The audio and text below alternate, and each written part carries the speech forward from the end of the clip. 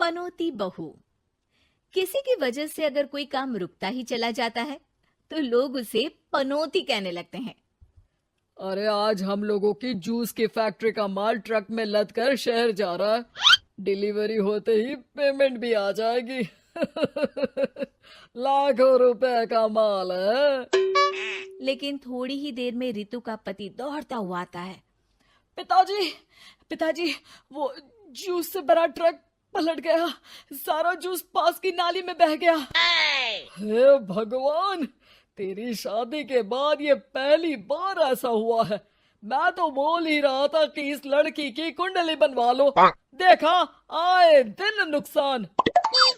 बेचारी रितु पर्दे के पीछे से ससुर की बात सुन रही थी, लेकिन करती भी तो क्या, कहती भी तो क्या। अरे रितु, क्यों उदास होती हो? मुझे भरोसा है तुम ही मेरे घर की लक्ष्मी हो। आई आई आई आई आई आई! अरे मेरे पैर में चोट लग गई है रितु, जरा चल डॉक्टर को दिखाते हैं। रितु सास के साथ डॉक्टर के घर जा ही रही होती है कि उसका पैर फंस जाता है और वो सास पर गिर जाती है। हाय रे, पहले से पैर टूटा था, अब ऊपर से मेरे ऊपर गिर गई। हे भगवान, उठा ले मुझे भगवान। आये, आये, आये, कोई उठाओ तो मुझे। हाँ हाँ सासू माँ, लाइए हाथ दीजिए, यहाँ बैठिए, मैं पानी लेकर आती हूँ। अरे अब तो डॉक्टर भी चला गया होगा। अरे इस लड़की के कारण पता नहीं मैं अपने पैरों पर खड़ी भी हो पाऊंगी कि नहीं। माँ, बहुत घबराहट हो रही है। कल मेरी अपनी खुद की फैक्ट्री शुरू होने वाली है। पता नहीं कैसा रहेगा मेरे लिए बिजनेस। अरे क्यों नहीं बेटा, अच्छा होगा। इतनी लगन और मेहनत जो की है तूने, बस तेरी बीवी का मनहूस साया ना पड़े। अरे जब से आई है कुछ ना कुछ मनहूस होता ही चला जा रहा है। कैसी बात कर रही हो माँ? एक तो वो अपना घर परिवार छोड़कर हमारे लिए यहाँ आई है, और तुम हो कि... दिन बीतते हैं और एक दिन। निकल इस घर से, मैं कहती हूँ निकल। जब से यह लड़की मेरे घर की बहू बनी है, हर जगह घाटा, हर जगह नुकसान। कभी सास का पैर टूट रहा है तो कभी जूस का ट्रक ही गिर जा रहा है। अरे अब तो हद ही हो गई। मेरे बेटे का इतना भारी एक्सीडेंट कि वो कोमा में चला गया। वो तो शुक्र है कि जान बच गई।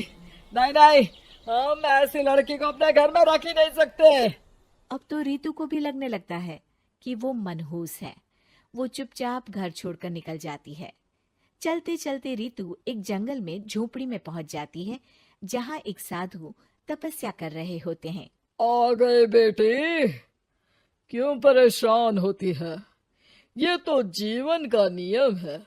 इंसान हमेशा नकारात्मक चीजों को ही सुनता, देखता और समझता है। किसी की अच्छाई उसे नजर ही नहीं आती। आपने मुझे बेटी कहा है तो शरण भी दे दीजिए बाबा। मैं आपका सारा काम कर दिया करूंगी, बस आपके जीवन में मेरे जैसी बेटी की वजह से कुछ बुरा ना हो। साधु आंख बंद करके मुस्कुराता है और रितु उनके घर की बेटी बन जाती है। पिताजी, भोजन तैयार है, आकर खा लीजिए। बेटा, जो भोजन तूने बनाया है उसमें सांप का जहर है, वो खाकर मैं मर सकता हूँ। नहीं नहीं पिताजी, खाना तो मैंने अपनी आंखों के सामने बनाया है, यहाँ तो कोई सांप आया ही नहीं। ठीक है, फिर ला मैं खा लेता हूँ। साधु खाना खाने जाता ही है कि खाना रितु के हाथ से गिर जाता है और वो खाना बिल्ली खा जाती है। बिल्ली उस खाने को खाती ही मर जाती है। नहीं पिताजी, मैंने खाने में जहर नहीं मिलाया। मुझे इस बात का पता नहीं पिताजी। मैं ये बात जानता हूँ। खाने में जहर का मिलना और इस खाने का गिरना, ये तो पहले से ही तय था। इसमें तुमने कुछ नहीं किया है बेटी। रितु समझ नहीं पाती कि क्या हो रहा है। वो रोने लगती है और साधु को अपनी सारी कहानी सुना देती है कि कैसे उसके ससुराल वालों ने उसे पनौती मान लिया था। साधु मुस्कुराकर कहता है, बेटी, क्या चाहती हो तुम? क्या तुम जीवन भर यहाँ रहना चाहती हो या फिर अपने ससुराल जाना चाहती हो? पिताजी, मैं ससुराल जाना चाहती हूँ क्योंकि वहां मेरी जरूरत है। मैं चाहती हूँ कि मेरे ससुराल वाले मुझे पनौती यानी कि मनहूस ना समझे। उन लोगों को पता चले कि मैं उन लोगों का भला ही चाहती हूँ। ठीक है बेटा, ऐसा ही होगा। तो कल मेरे साथ चलना।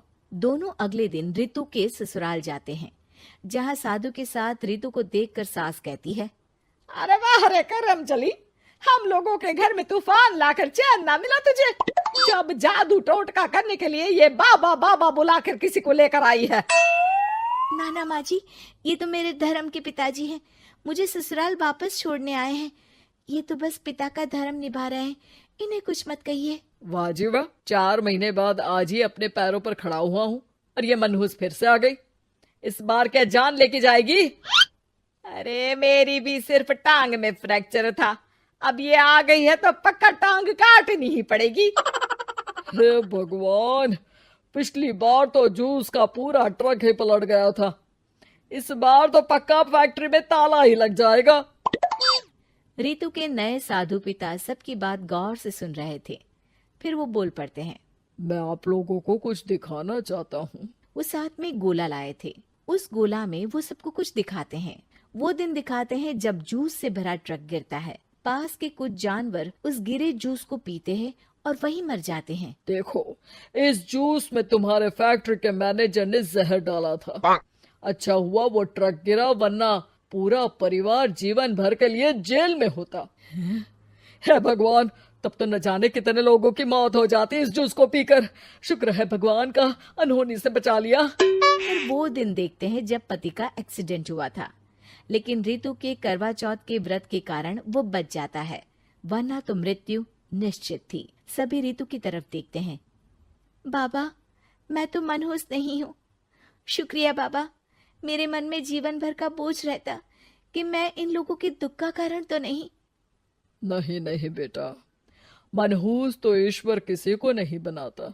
हर चीज का एक वक्त होता है और जो होना है वो तो होता ही है। मुझे माफ कर दे बहू, तू तो इस घर की लक्ष्मी है, रक्षक भी है। हम लोगों को माफ कर दे बेटा। रितु को ससुराल में छोड़ बाबा वापस चले जाते हैं।